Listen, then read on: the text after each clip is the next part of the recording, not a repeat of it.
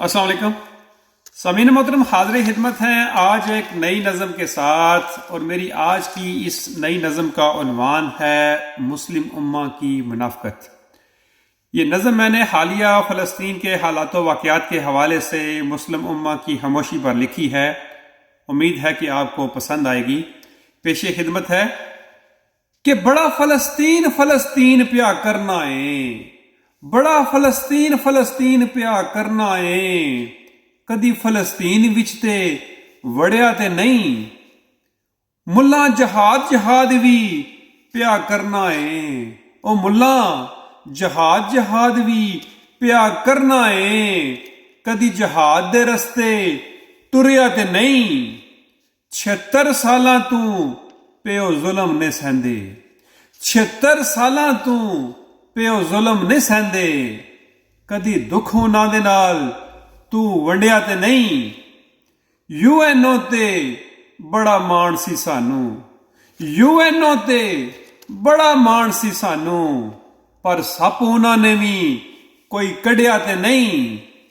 अरबी दाशियां ते भी बड़ा माण सी सानू, अरबी दाशियां ते भी बड़ा माण सी सानू, पर तेल पानी उन्हां भी देना छड़िया ते नहीं।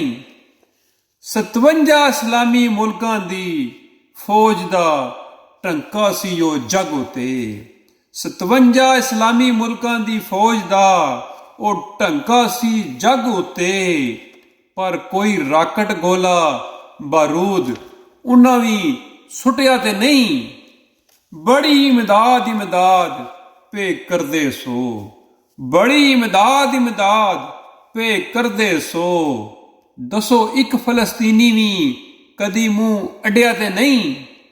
ए इसराइली शिमर यजीद वांगू, ए इसराइली शिमर यजीद वांगू गाजर मूली दी तरह पे कटदे ने, पर मुस्लिम उम्मा दे लीडर वड़न खड़े, कोई एक भी उन्हां दे अगे डटिया ते नहीं।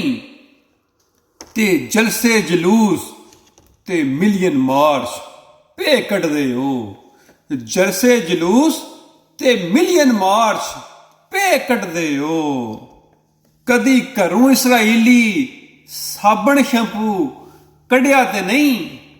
नूरी इसराइल दी मजम्मत ते एक पासे, नूरी इसराइल दी मजम्मत ते एक पासे, दस इन्हां मुसलियां मैकडोनल खाना छड़िया ते नहीं। बड़ा फलस्तीन फलस्तीन प्या करना है, कदी फलस्तीन दे विच तू वड़िया ते नहीं।